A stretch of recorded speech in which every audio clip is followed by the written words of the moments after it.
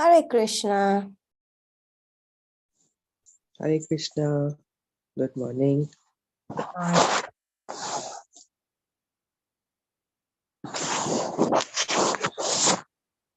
Okay, welcome to Krishna Connection Bhagavatam reading. Today we are starting the second canto of Srimad-Bhagavatam.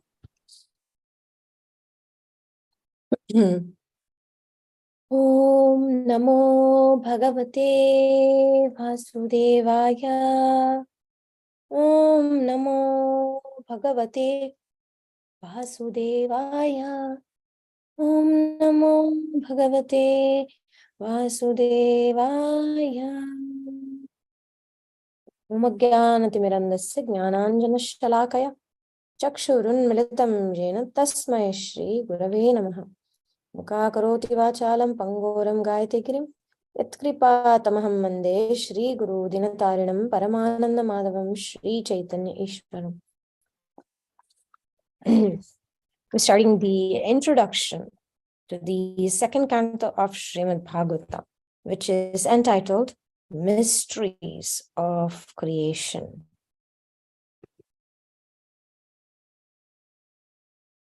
Introduction. Mysteries of Creation primarily addresses the question of how to stop suffering and attain permanent happiness. It approaches these subjects from a variety of perspectives: logical, scientific, philosophical, ritualistic, mystical, and theistic. It is a retelling of the second canto of the Vedic classic Srimad-Bhagavatam, the beautiful science of God. This ancient Sanskrit text describes the cosmic creative energies, their origin, and how they develop and interact to manifest the universe. Not only is the question, how does creation take place, answered in detail, but Mysteries of Creation also explains why the creation happens. The apparent conundrum of why does a good God create a universe where there's so much suffering exists is also addressed, as well as many other questions fundamental to the human research for meaning and happiness. Yogis will also find this book of interest, as the Ashtanga Yoga process is clearly delineated here.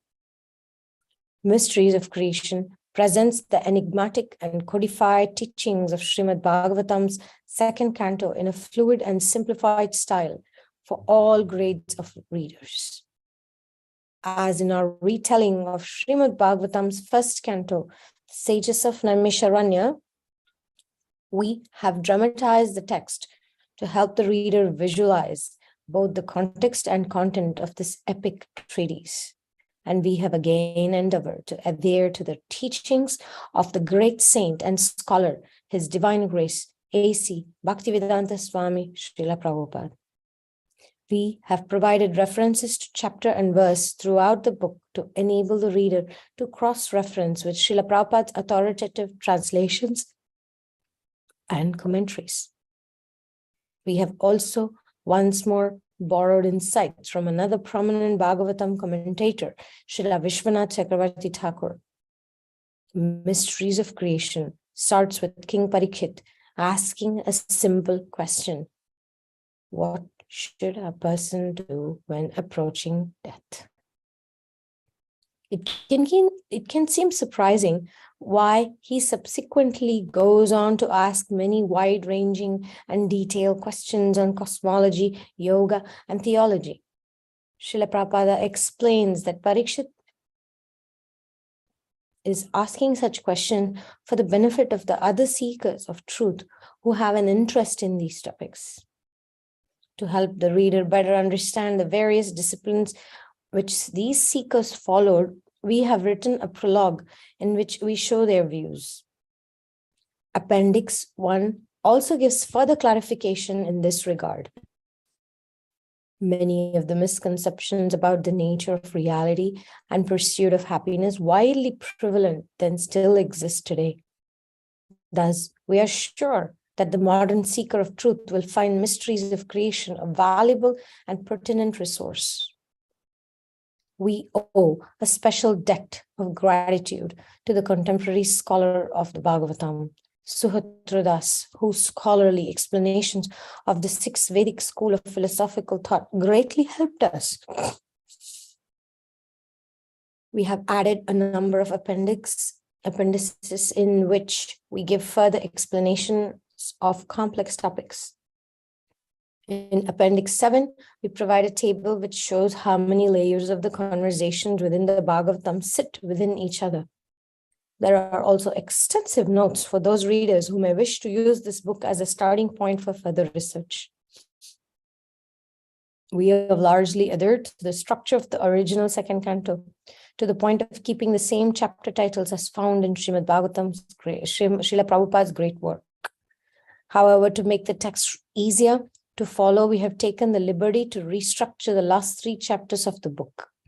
In the original second canto, chapter 8 is largely comprised of questions which are then answered in chapters 9 and 10 as well as in later cantos of Srimad-Bhagavatam. We have reorganized these last 3 chapters, placing the answers found in the second canto immediately after the respective questions. Where the answers are not in this canto, we have given suggestions in our notes where in later cantos they can be found. That's nice. It is said that the truth will set us free. It is our ardent hope that the profound knowledge in this book will help the reader attain freedom from suffering and progress on the journey to enduring happiness. Srila Prabhupada wanted his students to write and make Srimad-Bhagavatam's teachings more readily accessible, and we have tried our best to fulfill that desire. We hope mysteries of creation will inspire the reader to study his purports on Srimad-Bhagavatam. Canto 2, and thus derive the highest benefit. Everything is there in our books, so reproduce what I have taught in your own language. Srila Prabhupada, letter 1572.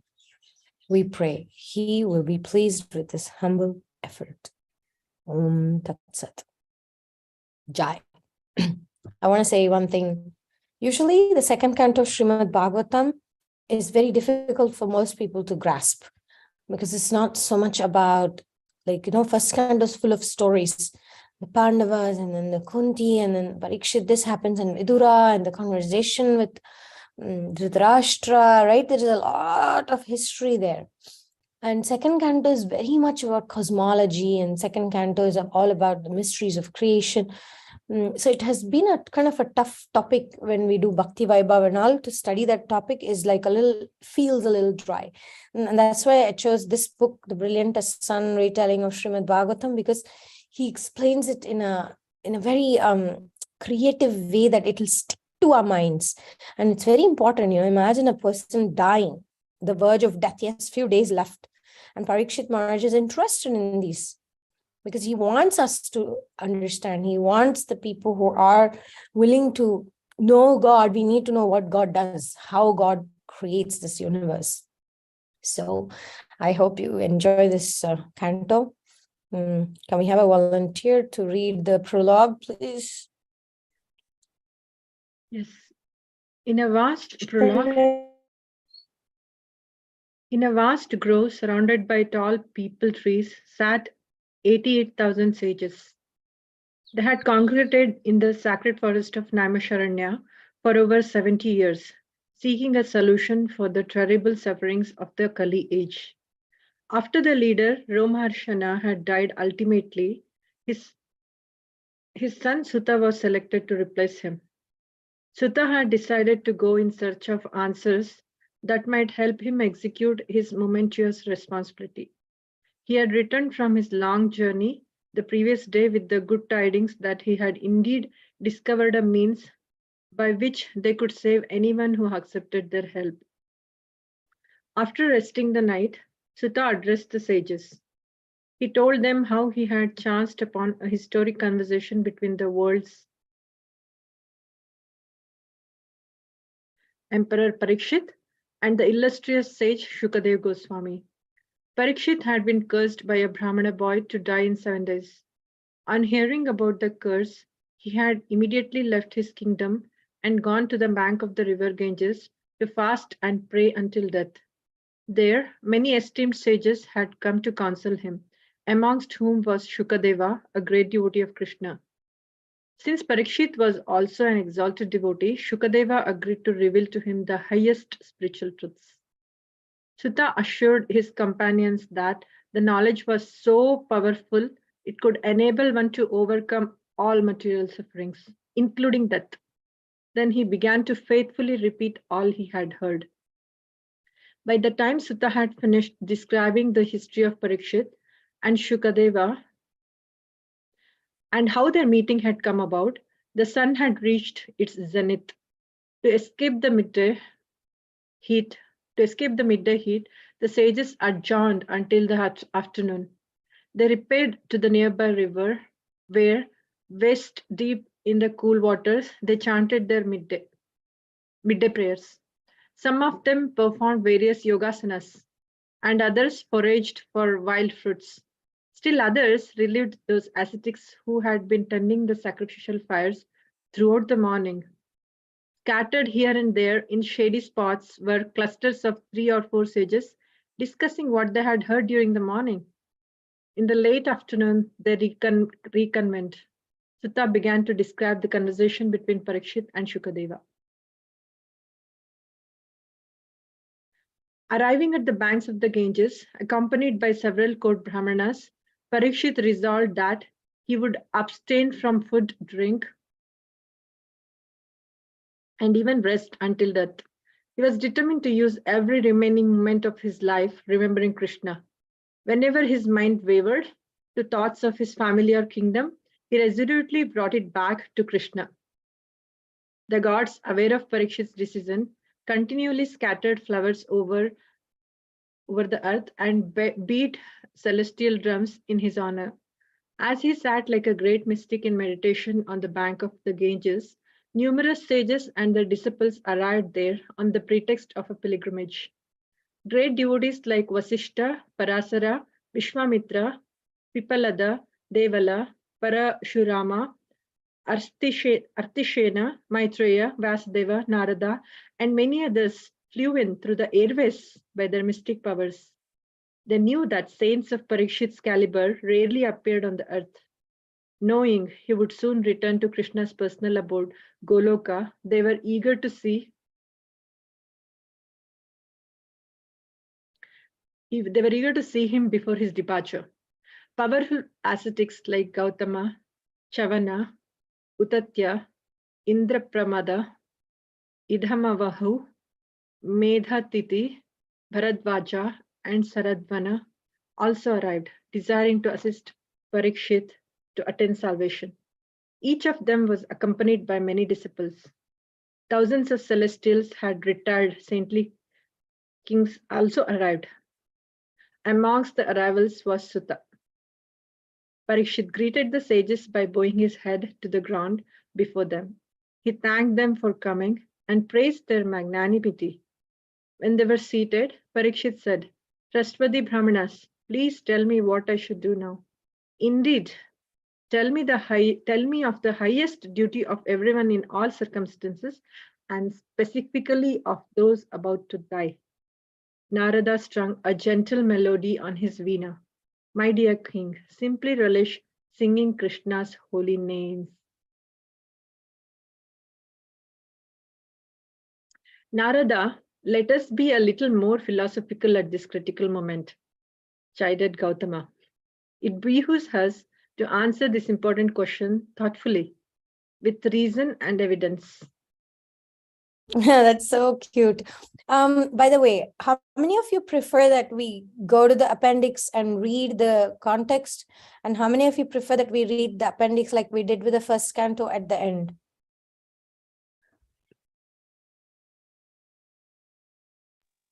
We can go to the appendix also. It's Depends nice, how no? much. It depends how long the appendix is, right? Yeah, I mean, this is just about Wait, let's see this one. If it's 1 or 2 pages, it's fine. It's not even 1 or 2 pages. It's just Okay. a little. Okay, let's do this one. Yeah. This book is available. Oh, if anyone wants to read. Here, from here, it appears that. Okay. It appears that upon the inquiry of Maharaj Parikshit, the great sages were not unanimous in their decision as to what was to be done. Srimad-Bhagavatam, Canto 1, Chapter 19, Text 25, purport. According to Srila Vishwanath Chakravarti Thakura, some of the sages present while Shukadeva was instructing King Parikshit were impersonalist philosophers. I guessed it. Srimad-Bhagavatam, Canto 12, Chapter 6, Text 1, purport. So there are 6 kinds of philosophers. Out of them, only the Vedanta philosophy is compiled by Vasudeva. So it is considered that Vedanta philosophy only establishes the existence of God. All other philosophies, they do not admit the existence of God. They are atheistic philosophies. Srila Prabhupada lecture on Sri Chaitanya Charitamrita, Madhya Leela, 25.40 to 50, San Francisco, January 24, 1967. San Francisco. According to Srimad-Bhagavatam, Canto 1, Chapter 19, Text 9 to 10, Gautama and Vasudeva, the founders of 2 of the philosophical systems, were present when Shukadeva spoke to Parikshit. However, there is no mention of Jaimini, Kanada, Kapila, and Patanjali, who propounded the other 4 philosophies. Therefore, in the prologue, we represented their points of view through other sages present. The Sad-darshanas, 6 Vedic philosophical perspectives, are as follows. Nyaya, logic, taught by Gautama, who was present in the assembly. Gautama asserts that obtaining valid knowledge of the external world and its relationship with the mind and self is the only way to attain liberation. If one masters the techniques of logical reasoning and assiduously applies these in his daily life, he will rid himself of suffering. He asserts that matter exists eternally alongside the soul and God, whose only role is in relation with matter, which he organizes and maintains. Vaisheshika, atomic theory. Taught by Kannada, who is not mentioned as being present. We have Bharadvaja as his spokesman. The Vaisheshika theory is very similar to Nyaya, with only 2 minor differences. In the Nyaya school, 3 types of evidences are accepted: perception, inference, and testimony of self-realized souls. The Vaisheshikas only accept the first 2, claiming that testimony equates to perception. Furthermore, there are minor differences in how they categorize matter. I don't think we need to read everything here. It breaks the flow.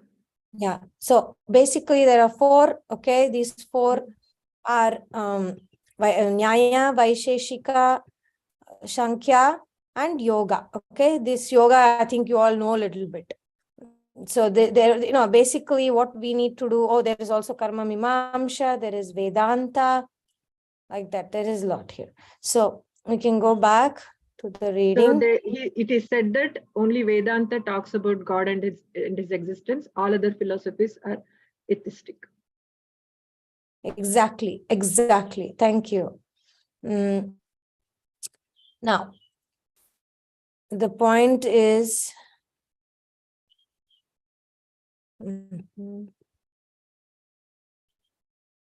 okay, the point is this, okay, we may be thinking then, what is the philosophy of Krishna consciousness? What is Srila Prabhupada's goal, etc. Now, it's very important for us to understand our philosophy. Forget about all the Karma Mimamsa and all that. We know those philosophies many of them are not valid. Many of them are not possible. It's not practical. Many of them don't have authorized resources to follow. So, see, there are 2 aspects, okay? What we need to understand is this. There is the Siddhanta aspect. There is a theological, philosophical understanding of reality and goal of our existence. And then there is the Rasa aspect of how do we feel? What is our connection to Krishna? And so on and so forth. So what we need to understand is our theory, our Siddhanta, is the Achintya Bheda Abheda Tattva. So it's not black and white, okay? Understanding Krishna consciousness is not black and white. It is not about saying in order to attain Krishna, this is exactly what you need to do. or for example, about the Achintya Bheda Bheda Tattva, we hear again and again that we came to this material world because of our envy and our stubbornness, and we left Krishna, etc. Okay, that's what we study in the Siddhanta in terms of the Jiva's origin. Now, as much as it's one part of the Siddhanta, it's also Achintya Bheda Bheda Tattva. It's simultaneously our responsibility that we're here, but also it's not your fault you're here.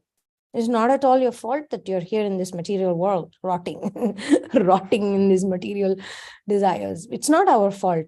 Krishna lost us. I mean, that's been like my rasa statement for a while now. So it's like Krishna lost us, meaning he's the all-powerful one, I'm the insignificant one. If a baby is lost in the market, it's not the baby's fault, it's the parents' fault, right? So that's more the rasa aspect. It's rasa means the mood. The rasa means the what do you call it? There is a word for it.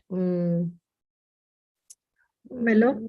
Mellow. It's like the emotional, devotional, relational aspect to our bhakti. That's rasa. So some people like Hanuman will see Krishna always as Rama, always as a servant, and he's the master.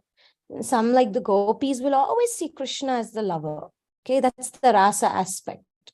And even if we see, and some of us may see Krishna always as that father. Okay, we see him as the father, talk to him as a father. Some see as a best friend. So this is not something which can be forced and is not something defined, saying this is exactly what it should be. We wait. We do our sadhana bhakti. We balance, in order to understand how to attain Krishna. The rules and regulations is not going to help us, because Krishna is not so easily attained even by yogis and the sages. He's attained to the gopis who are completely unconditionally in love with him, and they're willing to do anything, even if it's going to produce sin. For Krishna's sake, they'll do. Like once Krishna had a headache, and nobody, no sages, no demigods, no queens of Dwarka were willing to give the remedy. And you know what the remedy was? To give the dust of the feet of the devotee. Then you should smear that on Krishna's head and then he will be okay. Nobody wanted to give. And then finally when Narada went to Gokula in Vrindavan, then the gopis didn't even listen to the complete sentence. They didn't care. They didn't care about consequences. They said, Krishna is in pain. We don't care about what's going to happen to us. And immediately they took the plate and they gave the dust from their feet. So that is what attracts Krishna. And there is another Rupa Goswami statement that I love so much. It's one of my greatest inspiration. He says that the fish symbol in the lotus feet of Krishna needs to be able to swim in our hearts. So our hearts should melt in such a way that when we place the lotus feet of Krishna onto our chest, that fish should be able to swim in our hearts.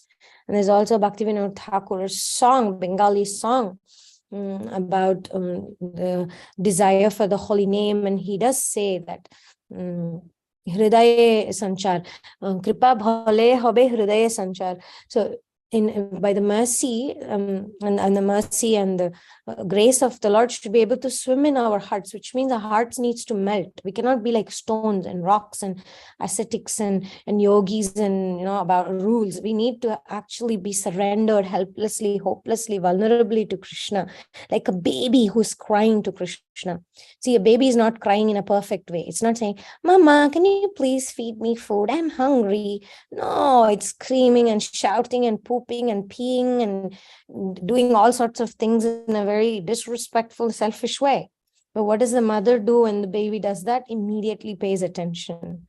So Srila Prabhupada says we need to approach Krishna just like a baby, which means imperfectly, vulnerably, humbly, even sometimes selfishly. Selfish basically means we're not trying to figure out our solutions by our own. We're dependent on Krishna. We are helplessly dependent like a baby. But we call to Krishna. We don't go away from bad or good situations. So this is very, very important for us to understand. I mean, this is the way I present. that there has to be proper balance. Nityam Bhagavata Sevaya, it's a way to show commitment to Krishna. Krishna, I want to surrender myself to you this lifetime. I have wasted so many lifetimes looking for substitutes in this world. And in this lifetime, I want completely to be yours. I want to understand. I want to do this process that Srila Prabhupada has given us, to study Bhagavatam, to chant the holy name, to associate with the devotees. I want to do my best like Parikshit, not wasting a moment, not wasting a single moment. I want to dedicate myself. This is very important. At the same time, we need to know that what actually conquers Krishna is our acceptance that I'm lost. Because Siddhanta-wise, theory-wise, we are eternal souls, right? We're never lost. Krishna is always in our heart as Paramatma, and we are actually never lost. But it's just that we revive the Krishna consciousness because it's already in us. Srila Prabhupada says that we are already constitutionally Krishnas. We just have to remember that, recall that, reclaim that. Like Arjuna, he had it in him, but Krishna had to speak 18 chapters of Bhagavad Gita to help Arjuna be found. So Krishna's attempt to find us is so many. He comes as Matsya, Kurma, Varaha, Vamana, Narasimha. He comes as Mahaprabhu. He sends Nityananda. He sends all the great devotees. He sends the Acharyas. He sends Srila Prabhupada, Bhakti Siddhanta, Purandaradasa, Kanakadasa. So many keep coming again and again and again. And it's an attempt of Krishna to find us, because we are bloody lost in this world, completely rotting in this material world because of our material desires, material expectations. That is our Siddhanta. That's our philosophy. Okay. So that's the philosophy that Shukadeva Goswami spoke to Parikshit. And we have been so fortunate to be in this line of disciplic succession where we are able to hear it as it is. Loving Krishna, remembering Krishna, never forgetting Krishna, associating with the devotees, chanting the holy name, taking shelter of the holy name like a baby takes shelter of the parent. This is our philosophy. Achintya Beda, Abeda Tattva. Yes, we are lost in this material world because of our character defects, but it's not our fault. So stop justifying, finding excuses that, oh, I should not have come to this material world. I am so fallen. I came here. Stop it. Get back up. Go. Keep moving towards Krishna. It doesn't matter how we got here, but we are here rotting. So be happy. So Sukham Kartum Avyayam. Find that happiness in Krishna consciousness. That is our philosophy. Okay. And that's also Parikshit. So in that effort, even if it means understanding the creation of the universe, hey, I want to learn that. That's the mood and spirit of Krishna consciousness. We're not just black and white. We are full of colors. Okay. Narada merely smiled. Please continue. Somebody likes to read. Narada merely smiled. Turning to the king, Gautama continued, King Parikshit, only in the human form of life can one solve the problem of suffering. Therefore, this is the most essential duty. The other sages called out in agreement. Parikshit asked, Pray tell me, wise ones, what is the cause of suffering and how can it be negated? Idma Vahu replied, Excellent question, King Parikshit. The cause of suffering is ignorance. Again, everyone agreed, and Gautama said, To dissipate ignorance, we must learn the science of logical discrimination known as Nyaya. Nyaya. Okay. Bharadwaj agreed and added, the great sage Kannada has applied this logical analysis in understanding the nature of the world and our material bodies. This analytical approach to ending suffering is called Vaisheshika. Vahu interjected, These methods are good, but not sufficient to eradicate misery. As long as we identify with matter, we will suffer. He explained that consciousness fundamentally differs from matter. However, by chance, the two have become intertwined. Consequently, the conscious soul is forced to endure the miseries of birth, death, old age, and disease, which are intrinsic to the material energy. Idma Vahu continued, the illustrious seer Kapila has therefore used the tools of Nyaya and Vaisheshika to analyze the difference between the material world and the conscious souls. By contrast, meditation on this difference, his system known as Sankhya enables one to achieve detachment from matter. Indra Pramada then spoke. The great sage Patanjali says that liberation is not certain until we actually see the truth of our spiritual nature. Thus, he revealed the process of Ashtanga Yoga. By following this system, O King, we can directly perceive our eternal, unchanging spiritual nature and thus become free from suffering. May Datati continue countered. According to the esteemed thinker Jaimini, knowledge without proper action is useless. The Vedas ordain specific duties for all orders of human society, along with ritual worship of the gods who govern the universe. By executing these, we can overcome suffering. Vyasadeva asserted that the key requirement is to surrender to Krishna, the Supreme Personality of Godhead. The followers of Kapila denied God's existence, and an argument broke out between them and the followers of Patanjali and Vyasadeva himself. Kapila's followers insisted that he was right, as he was glorified in the Vedas as a divine incarnation. If you reject his statement, you reject the Vedas, they challenged. Vyasadeva reposted that the Upanishadic verse referred to the Kapila who lived in the previous creation and not the atheist Kapila they followed.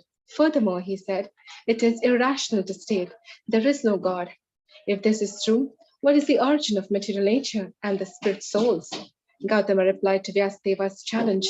It is not logical to use the argument of causation to prove the existence of God, since one must then explain his origin. Vyasadeva waved a finger. This is why logic alone cannot explain reality. To understand the unseen, we must rely on the revelations of those who have seen the truth as recorded in the ancient Vedas. The commentaries of authorities like Manu and Parasharam clearly state that the material world was manifested by Lord Vishnu.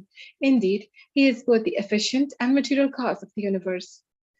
Idmahavahu, an adherent of the atheistic Sankhya school, retorted, when a Vedic statement contradicts logic, it can be rejected. If there were truly a supreme, beneficent Lord, he would never have allowed us to fall into this temporary material world of suffering. Vyasadeva turned to Parikshit. The fact of the matter is that neither logic, scientific analysis, detachment from matter, awareness of our spiritual nature, nor Vedic rituals are sufficient to free one from misery. Only when we experience our eternal loving relationship with the Supreme Lord will our sufferings truly cease. Bharadwaja, who advocated the Vaisheshika philosophy, said, King Parikshit, let us examine the veracity of Vyasadev's bold statement. According to the celebrated sage Kannada, there are two types of evidence, perception and inference. Gautama interrupted him. There are three types of evidence. You have forgotten the testimony of seers of the truth. Such revelation is also simply their perception, argued Bharadwaja. Turning back to Parikshit, he continued, now let us examine if there is any evidence for Vyasadeva's assertion. For a loving relationship to exist between us and the Supreme Lord, we must both be eternal persons. This, however, is not supported by the Mukunda Upanishad, which states that the Supreme is Mundaka Upanishad, which states that the Supreme is invisible, ungraspable, eternal without qualities, and imperishable. From this, we can logically conclude that the absolute truth is not a person. Furthermore, the Chandogya Upanishad states that Tvam Asi, or in the other words, we are all that supreme. Therefore, our individuality is also not eternal. Once we are liberated from our conditioned existence, we will merge into the spiritual energy known as Brahman. Vyasadeva threw up his hands in exasperation. This is the problem with relying too much on logic. Why do you neglect the Vedic evidence that clearly implies everything has come from the Supreme Lord? Before the creation, there was only Narayana. Eko Narayana Asti. This is the verdict of the Mahanarayana Upanishad. Indeed, there are four causes of creation, and Vishnu is all of them. As the intelligence behind the cosmos, he is its efficient cause. As a source of both matter and spirit, he is the material cause, as the original transcendental form, of which the world is but a shadow. He is the formal cause, and as the purpose behind the world, Vishnu is the remote cause. Parikshit humbly said, "Please explain these four causes." Vyasadeva said, "In philosophy, there are four ways to explain causation. As in this example of a house, the builder is the efficient cause, the brick, cement, and other materials are the material cause. The blueprint is the formal cause, and the reason it was built, namely that someone wants to live in it, is the remote cause." That's a nice analogy, right? Yeah, very nicely explained. Yes, yes, I wish I can note it here. Gautama it's very- again spoke. Sorry, I just want to mark this one.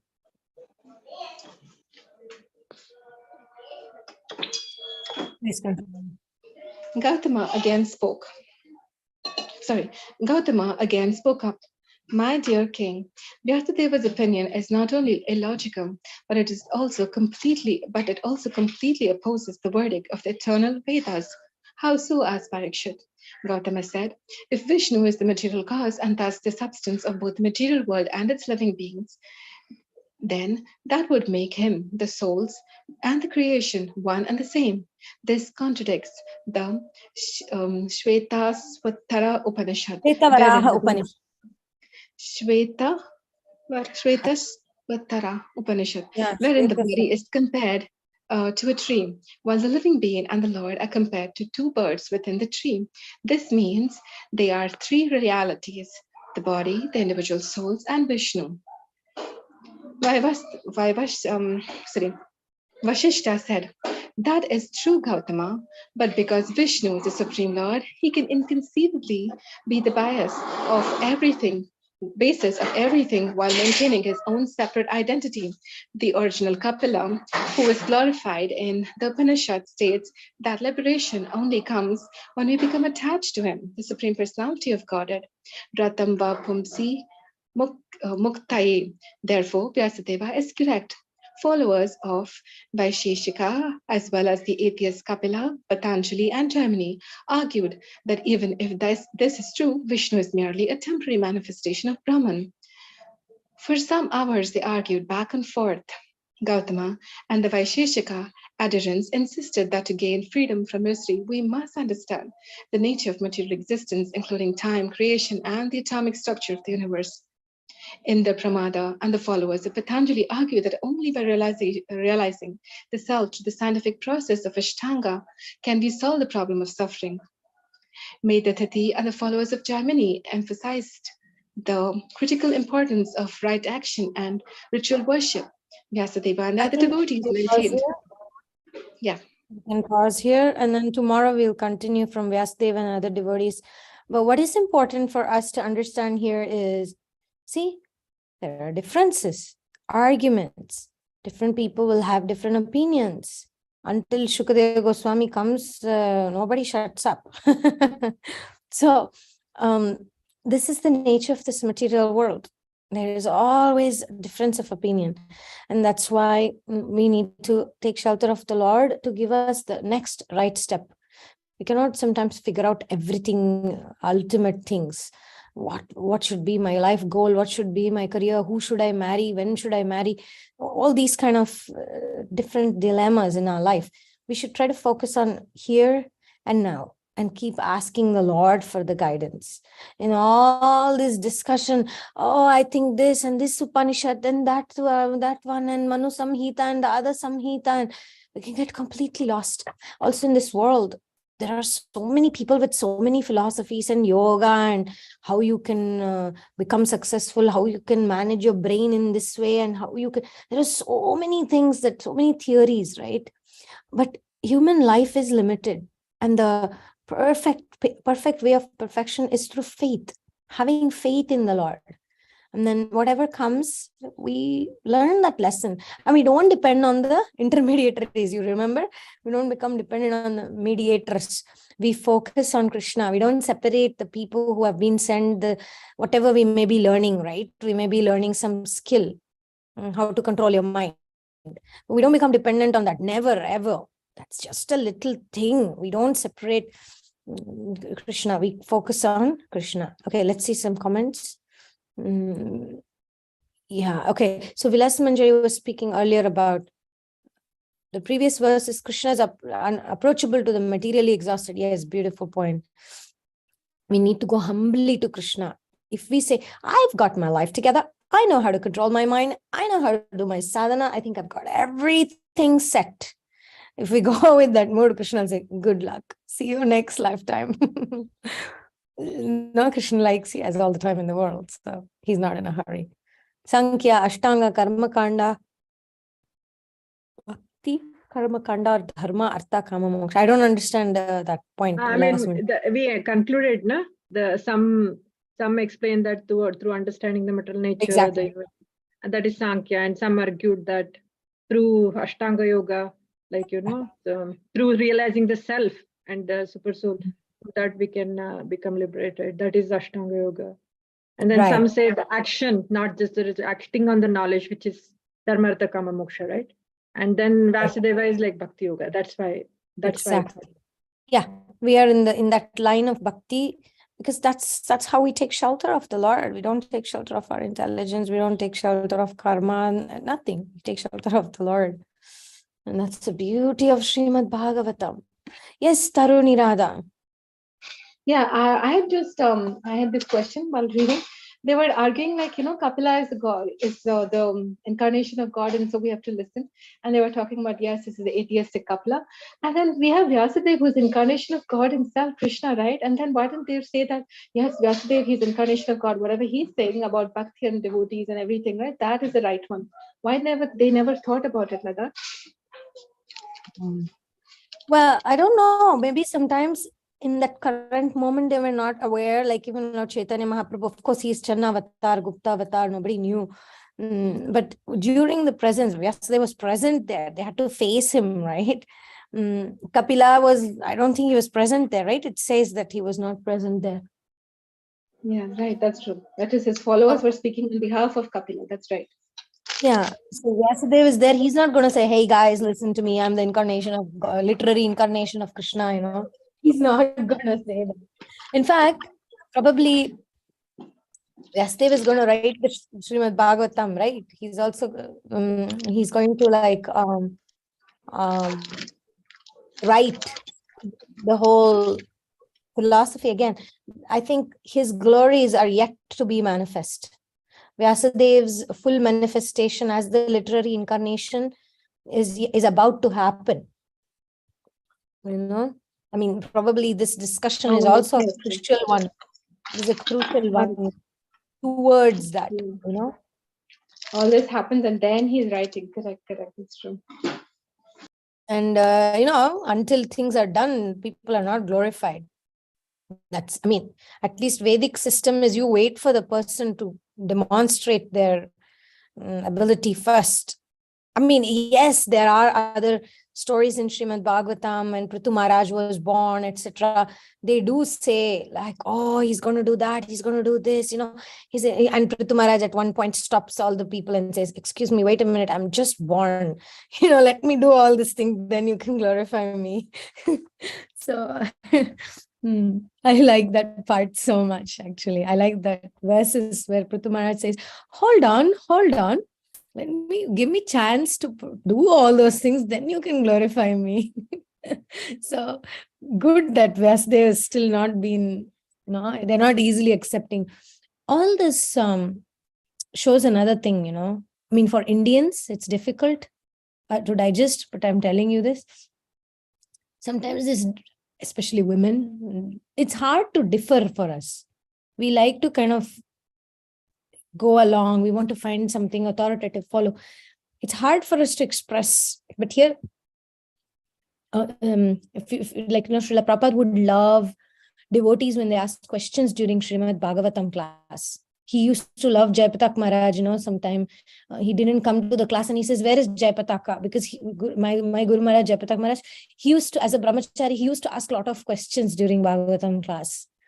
So that curiosity, that inquiry, that wanting to know, understand is a very important tool. And sometimes we have to present what I believe in order for the truth to destroy my understanding. If I keep doubts in my head, I sit in the class and I'm just having doubts, I'm listening, but it's not going. Krishna says, for the one who's doubting, for the doubting soul, there is no peace, or there is no progress in this life or the next. What is it? There's no happiness in this world. Happiness. There is no happiness. That means there is no progress. How can we, we cannot have peace? Also means without peace we cannot have happiness. So if we keep doubting, there is no peace. So all these sages are coming up with their ideas, and finally they're going to get to peace. They're going to follow Shukadeva Goswami. They're going to follow. Finally, Vyasadeva will be considered as an authority, but not by everybody. Not by everybody. And all these impersonalists are also going to get purified by sitting in the presence of Shukadeva Goswami. Even, another point, these sages, they're arguing with Vyasadeva, they're getting purified in the process because they're getting the association of Vyasadeva. So my dear friends, never hesitate to ask questions, no matter how silly it may sound, no matter how doubtful we may appear. It's important to get our doubts cleared. This is also something I have learned. Get the doubts cleared. No other investment is worth it as much as getting your doubts cleared.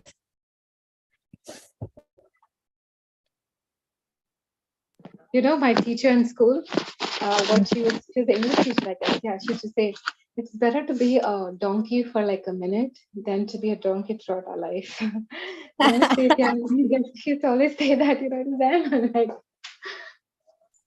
Yeah, it's true. I don't know why the Indian culture is like, keep quiet, we don't ask questions. Like you said, be the donkey, we don't want to be the donkey. We don't want to be the one expressing our doubts. We have no idea what's going on. Who's Sutta Goswami? Who's Shukadeva Goswami? Who are all these sages? Why am I supposed to study these things? What is this cosmology? What is this Nyaya? What is this Mimamsha? I don't know what's going on, right? Everything is going above my head. And I'm just sitting there nodding my head. Right? Happens. I like that point. Better to be a donkey for a minute, get your doubts at rest, than to be a donkey for all life. Oh, one very important thing. What inspires me to study? I mean, I'm not so much of a studier, not like study type. But what inspires me is to teach others, to give knowledge to others, because I may not have those doubts, but it's important for us to think like Parikshit. What does this man care? He's going to die in 6.5 days. Already the sages have wasted half of his day arguing. It went on for hours. What does he care, right? But for the sake of others, we are representing Lord Chaitanya Mahaprabhu's movement. We are missionaries. We are instruments in the hands of Panchatattva. So we need to be equipped. So when new people come and say, what is this Krishna consciousness? Or they ask, who is Lord Chaitanya? We need to explain to them that, look, there's all these bogus philosophies around, and this philosophy is what is the most powerful, effective, evident, updated. And they say, why? We know. We know. And when impersonalists come, we know their challenges. So, my dear friends, use your brain. Let's use our brain. It is our business to understand philosophy, at least basic, as much as we can. Preaching for preaching purpose, to answer. And that's why I like doing this service of support groups or reading, because it forces me to do research. To give class means, I tell you, in a normal situation, listening to a Bhagavatam class, reading some philosophy, okay, there's something. But when I have to give a class, 4 days before the class begins my studying, what I study in those 4 days, what I assimilate, what the absorption and the focus, even 40 days of it without having to give class, actually even is less comparison, maybe 400 days. What I would learn in 400 days, I will learn in 4 days when I have to give a class. In that context, I am thinking we should have how to think philosophically training for our group of Vaishnavis. And I'm willing to do that. And every week, I'll give you an assignment, 5 minutes. You're supposed to speak about a certain verse or a topic. So in that way, you can prepare to present philosophy in a nice way. So please do sign up. So thank you very much. This will be in your WhatsApp group, is it? The signing up thing? Yes, I'll put an announcement in it. We'll maybe make a group just for that, because I really believe in women learning to present philosophy to other women, and this will make our movement better. It will give more nourishment, more protection, more ideas to how to be a good wife, how to be a good mother. All these things needs to be taught, and we need to learn that.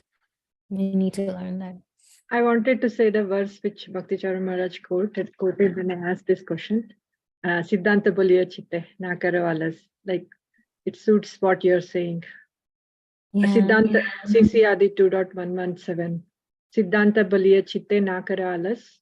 Iha haite Krishna lage Sudrida Manasa. A sincere student should not neglect the discussion of such conclusions, considering them controversial. For such discussions, strengthen the mind. Thus, one's mind becomes attached to Shri Krishna.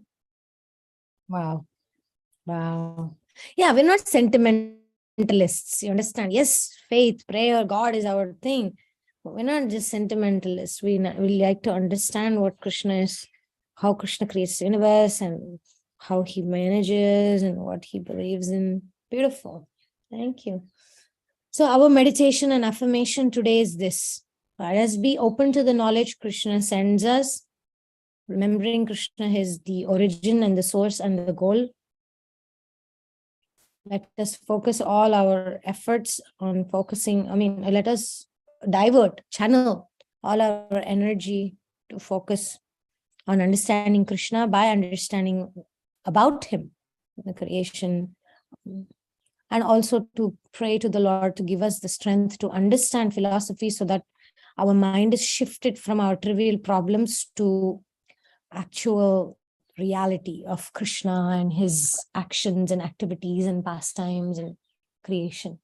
Because, creation is also a sort of a pastime of Krishna. So we'll meditate on that. And if you have, please come up with questions for tomorrow.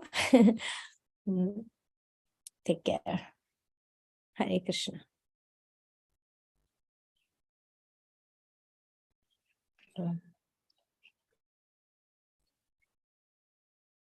And you're welcome to do your affirmations. If this is an optional thing, you can type in the chat box or you can unmute and do an affirmation. My affirmation for today is I take shelter of Govardhan, I take shelter of Gita, I take shelter of Srimad-Bhagavatam, I take shelter of the holy name, and I will consciously protect myself from bending down, crawling before other people for attention. And I will live one day at a time and not put too much pressure on myself about the future. And I will have faith. And I'm handing over my fear to Krishna and begging for faith. Thank you very much for your Sangha. And you can So beautiful. your affirmation, please. Very beautiful. My affirmation for today is I want to come in front of Krishna and express to him how helpless I am and how dependent I am on him and him alone. And I just want to, without any reservation, just wholeheartedly admit I'm helpless, oh Lord. And please protect me. And I want to be in my relationship back with you and help me in the direction. So that's what I would like to affirm today. Beautiful. Wow. My affirmations for today is I will take the shelter of Radha Madhav and I surrendered him all my anxieties. There are some indecisiveness going on actually, so I hand over him everything to give me the right wisdom to take the decision at the right place. Thank you. Hare Krishna.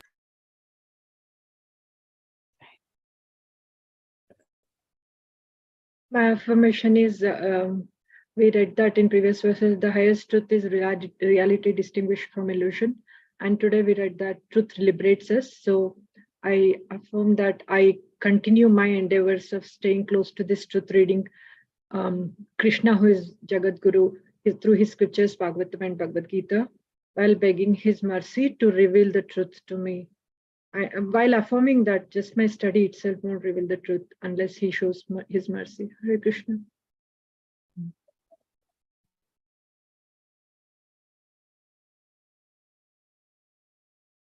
All right, ladies, anybody else? Rasastali, please go ahead.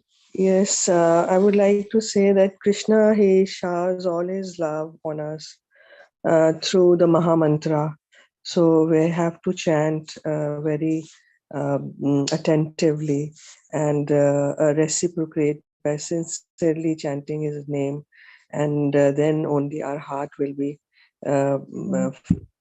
from all the contamination, and by obeying the spiritual master's instructions and taking vows, what we have taken, and that's what I would like to say. Jai. Beautiful. May Krishna give us the strength. All right. Khushbu, I don't know if she is in a position to speak or type.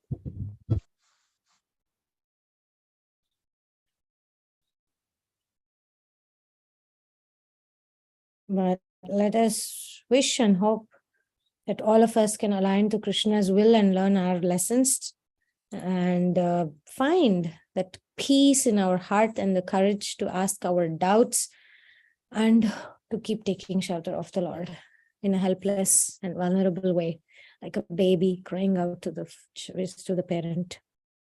Hare Krishna.